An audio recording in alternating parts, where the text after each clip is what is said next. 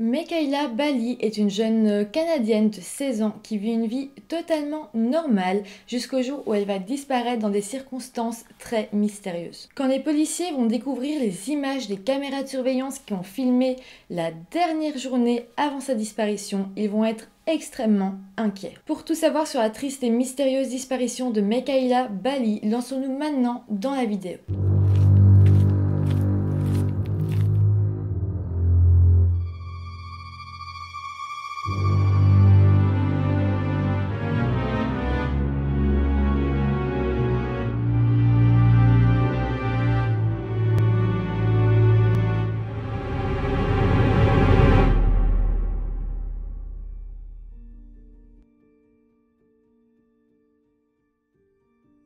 Hello tout le monde, j'espère que vous allez bien. Je vous retrouve aujourd'hui pour une histoire canadienne qui est malheureusement irrésolue encore à ce jour. Juste avant de commencer la vidéo, je vous rappelle de vous abonner à ma chaîne si ce n'est pas encore fait. Vous pouvez aussi aller faire un retour sur mon compte YouTube si vous avez envie de soutenir la chaîne en faisant des dons, si vous en avez les moyens, bien entendu. Et voilà, j'ai tout dit, donc maintenant on peut se lancer dans le vif du sujet. Nous sommes donc en 2016 à Yorkton, au Canada. Je vais déjà vous parler un petit peu de la vie de Mekaïla Bali. C'est une jeune adolescente de 16 ans qui vit dans une maison à Yorkton avec ses deux petits frères, sa tante et sa maman. Pour ce qui est de la personnalité de Mekaïla, ses amis et sa famille disent que c'est une fille vraiment très douce, à l'écoute, assez discrète, mais c'est une extrêmement bonne amie qui est toujours là pour ses amis. Sinon, Mekaïla adorait la musique, elle faisait beaucoup de violon, elle a même appris l'accordéon et elle faisait aussi des cours de théâtre. Elle avait même dit à sa mère que plus tard elle voulait travailler soit avec les enfants, soit avec les animaux. Donc voilà, c'était vraiment une personne qui voulait s'occuper d'autres personnes. Elle était vraiment très gentille. Par contre, elle avait quand même une vie assez compliquée parce qu'elle était victime d'harcèlement à l'école à cause de son acné. Au moment de sa disparition, elle venait de commencer un traitement pour l'aider à diminuer son acné. Ça lui donnait quand même beaucoup d'espoir. Mais bon, malgré ça, l'harcèlement faisait qu'elle se sentait très mal au lycée, elle avait très peu d'amis et donc elle se renfermait énormément sur elle-même. Mais bon, maintenant venons-en à la journée du 12 avril 2016 qui est une journée totalement banale où Mekaïla devait tout simplement se rendre au lycée. Le matin, elle se lève en même temps que sa maman, les deux filles se préparent ensemble, elles parlent, elles écoutent de la musique et puis la grand-mère de Mekaïla vient la chercher avec sa maman. Elle emmène ensuite la maman de Mekaïla à son travail, puis elle emmène Mekaïla à son lycée. D'ailleurs, le lycée de Mekaïla s'appelle le Sacred Heart High School. Donc on est sûr que Mekaïla s'est bien rendue à son lycée. D'ailleurs, sa grand-mère connaît même l'heure exacte où Mekaïla est sortie de la voiture. Il était 8h08 du matin. Ce qui était prévu, c'est que sa grand-mère aille la rechercher au lycée à 15h40, donc quand elle avait fini, et qu'elle l'emmène en fait à ses cours de musique. À 15h40, comme prévu, la grand-mère de Mekaïla revient au lycée pour aller rechercher sa petite fille. Mais là, problème, Mekaïla n'est pas là et c'est vraiment bizarre. Mekaïla n'a jamais fait ça, laisser sa grand-mère en plan qui vient la chercher, enfin ça lui ressemble pas du tout. Et donc sa grand-mère va un petit peu s'inquiéter, mais bon, pas énormément non plus. Elle va se dire, bon, peut-être que son cours a été prolongé, etc. Elle va attendre un peu longtemps dans la voiture et puis elle va décider de sortir et aller dans le lycée pour demander aux gens, aux professeurs, s'ils n'ont pas vu Mekaïla. Et là, ce qu'elle va apprendre va être vraiment très dur et très glaçant, parce qu'en fait, elle va apprendre que Mekaïla n'est juste pas venue en cours de la journée, personne ne l'a vue. Elle est arrivée le matin, mais ensuite plus personne ne l'a vue. Donc là, la grand-mère de Mekaïla va appeler la maman de Mekaïla pour lui dire ce qui se passe. Les deux femmes vont un petit peu paniquer et ensemble, elles vont aller au cours de musique où Mekaïla devait se rendre pour voir si elle s'y est pas rendue toute seule, mais elle n'y était pas. C'était vraiment étrange parce que Mekaïla avait vraiment hâte d'aller à son cours de musique. D'ailleurs, toute la nuit précédente, enfin une bonne partie de la nuit précédente, elle avait répété pour ce cours. Donc c'est bizarre qu'elle n'y ait pas été, qu'elle l'ait séché. Donc là, on va essayer de téléphoner à Mekaïla sur son téléphone, mais elle ne répond pas. Et là, une idée va naître dans la tête de sa maman, c'est que peut-être elle aurait fugué. À la maison, sa maman avait caché des grosses sommes d'argent. Elle avait dit à Mekaïla, écoute, si un jour t'es dans le besoin, si un jour il y a vraiment une urgence, eh ben pioche dans cet argent. C'est un argent de secours. Donc là, la mère de Mekaïla va tout simplement se dire, ok, si elle a fugué, peut-être qu'elle a pris cet argent. Donc elle va se rendre chez elle, elle va regarder là où l'argent était rangé et il est là, intact, personne n'y a touché. Donc elle va se rendre dans la chambre de sa fille, voir si elle a pris des affaires avec elle. Mais là, elle se rend compte que dans la chambre de Mekaïla, il y a toujours son chargeur de téléphone, il y a toujours son traitement contre l'acné. Il y avait aussi son maquillage. Elle avait besoin de ce maquillage parce qu'elle camouflait son acné avec, et bah c'est bizarre, si elle avait fugué, c'est sûr qu'elle aurait pris ces choses-là. Et donc, bah là, l'hypothèse de la fugue commence un petit peu à s'évanouir dans la tête de sa famille. Finalement, c'est à 20h que sa maman va aller déclarer sa disparition à la police de Yorkton. La police va prendre l'affaire vraiment très au sérieux et très vite, ils vont mener l'enquête. Donc ce qui est vraiment fou, c'est que là, la police va réussir à retracer une grosse partie de la journée de Mekaïla grâce à diverses caméras de surveillance. Les premières images qu'on aura de Mekaïla, c'est celles d'elle dans son lycée vers 8h15 du matin. Elle vient d'arriver et elle met ses livres dans son casier. Ensuite elle s'en va et on la retrouve un peu plus tard vers 8h25 où on la voit sortir de son lycée par la porte arrière du bâtiment. Là on va suivre Mekaïla dans la rue grâce à diverses caméras de surveillance et on va voir qu'elle se rend à la banque. Elle va retirer 55 $, mais c'est assez important car on va apprendre que la veille, elle avait demandé à un ami de la conduire à la banque. Cet ami n'avait pas pu et par la suite, donc, elle avait été d'elle-même à la banque rechercher 55 $. C'est vraiment bizarre qu'elle n'ait pas demandé à sa grand-mère juste de lui déposer avant d'aller à l'école, qu'elle n'en ait pas parlé à sa mère ou quoi. C'est bizarre, c'est qu'elle cachait quelque chose. Enfin voilà, c'est vraiment un comportement très étrange. Ensuite, vers 9h, on la voit rentrer dans un magasin qui récupère les bijoux pour l'or. Et en fait, elle va faire estimer l'une de ses bagues. Donc on sait ça grâce au patron du petit magasin qui récupère l'or. Parce qu'il s'est rappelé de Mekaïla. Et il a expliqué à la police que justement, sa bague, il l'avait regardée et elle ne valait pas assez d'argent. Donc il avait refusé de lui acheter. Par contre, il dira à la police que à ce moment-là, Mekaïla paraissait totalement normale. Ensuite, on va voir que Mekaïla va se rendre dans un Tim Hortons, donc un fast-food américain, et elle va y prendre une boisson, peut-être un café, et elle va s'asseoir sur une table, enfin à une table du Tim Hortons.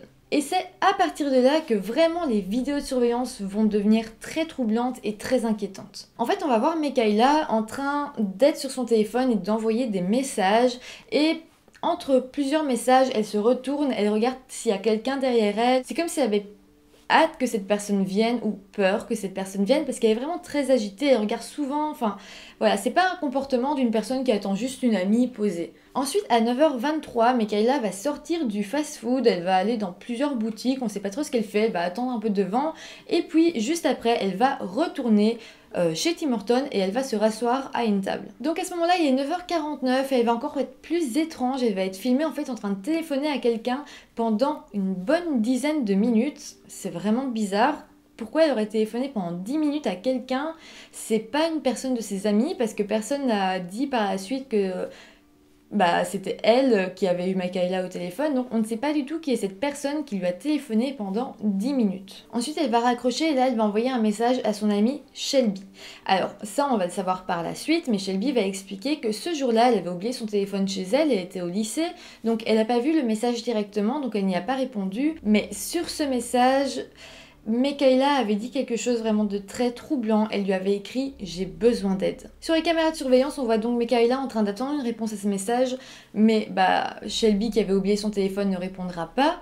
Et là, Mekaïla va renvoyer un autre message et Shelby dira plus tard que ce message disait « Peu importe, j'ai compris ». Donc là encore, c'est vraiment troublant parce que Mekaïla n'était pas le genre de fille à prendre la mouche comme ça, à s'énerver ou à être frustrée de ne pas recevoir de réponse d'une amie. Donc le comportement est encore une fois assez étrange. Donc après avoir envoyé ce deuxième SMS, Mekaïla va repasser un coup de téléphone qui durera moins longtemps cette fois, et puis elle repartira du fast-food et reviendra une nouvelle fois et elle s'assiera à la table.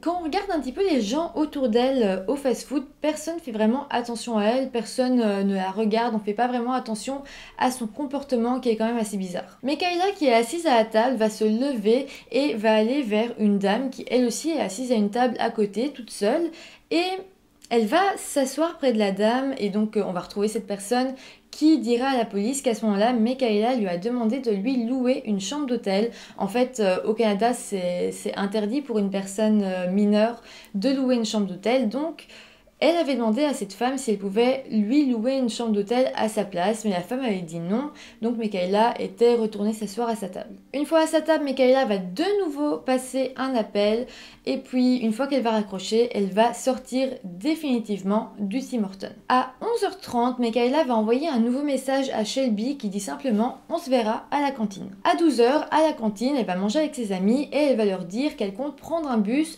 pour aller dans la ville de Regina. Donc Regina, c'est une ville qui est située à 2 heures de route de Yorkton. Donc voilà, s'il faut prendre le bus, c'est quand même un assez long trajet de bus.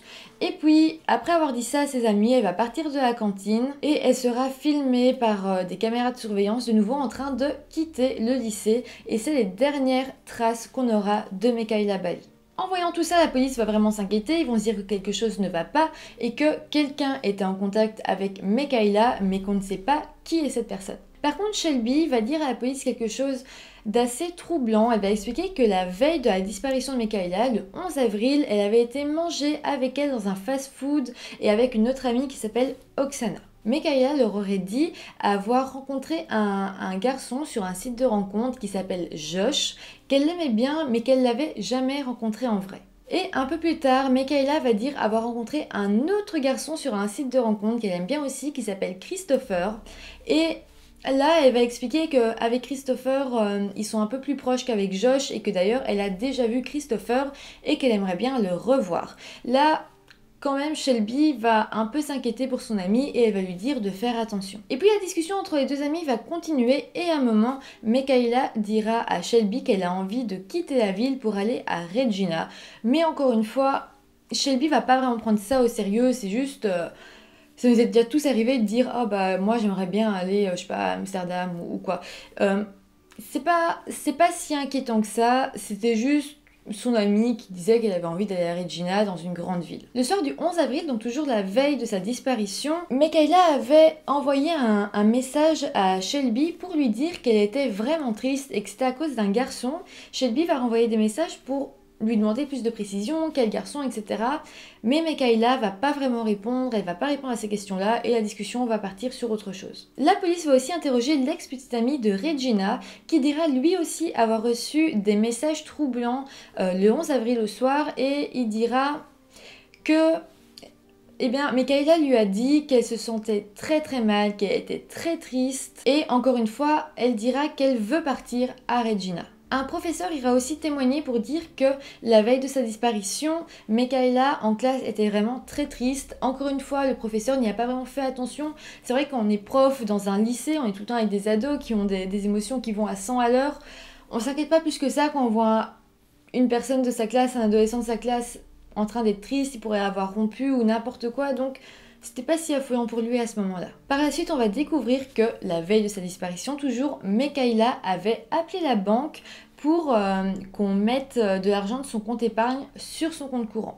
Donc ça fait vraiment peur, c'est comme si elle avait prémédité sa disparition ou qu'elle comptait faire quelque chose. Certains conducteurs de bus iront aussi voir la police pour dire que Michaela leur aurait demandé des renseignements pour partir à Regina, mais qu'elle n'aurait pas pris de ticket. Ces conducteurs diront qu'ils ont vu Regina entre 9h et 12h du matin. Aussi, il y a d'autres témoins qui vont aller témoigner à la police pour dire avoir vu Michaela en train de manger au restaurant dépôt de l'arrêt de bus. Et une femme dira même qu'elle a vu Michaela, qu'elle mangeait et qu'ensuite un homme lui aurait tenu la porte et qu'elle l'aurait rejoint pour sortir. Donc cette femme va aider la police à faire un portrait robot de cet homme qui était blanc et qui avait des tatouages. Le portrait robot va être diffusé un petit peu partout et cet homme va venir se rendre à la police. Il dira bah oui c'est effectivement moi mais je n'ai rien à voir avec Michaela. En fait il lui a juste tenu la porte pour être gentil et après ils sont tous les deux partis de deux côtés différents. Donc la police a quand même fait une petite enquête sur lui pour savoir s'il disait bien la vérité.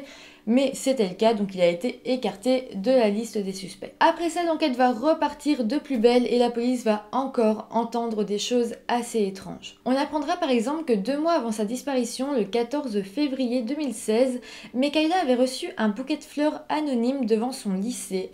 Ça s'explique par le fait que Michaela parlait à des gens sur les sites de rencontres, à des hommes, et on savait que Michaela disait facilement l'adresse de son lycée et d'ailleurs elle communiquait aussi l'adresse de là où elle habitait. Donc une personne qui aurait voulu lui faire livrer des fleurs aurait pu facilement trouver son adresse. Donc si on part de cette théorie que ce serait un des hommes de site de rencontre qui aurait livré ces fleurs, on peut penser que Mekaïla serait tombée sur un prédateur qui lui ferait du chantage. On sait que Mekaïla parlait à un certain Josh et à un certain Christopher sur les sites de rencontres. Et bien Christopher va être identifié, il va passer à un interrogatoire et puis il sera directement enlevé de la liste des suspects. En fait, il vivait aux États-Unis et il pouvait pas être là, d'ailleurs il n'était pas là, il n'était pas au Canada le jour de la disparition de Mekaïla, donc ça ne pouvait juste pas être lui. D'ailleurs il va dire à la police que Mekaïla se mutilait et qu'elle parlait à énormément d'hommes sur les sites de rencontres.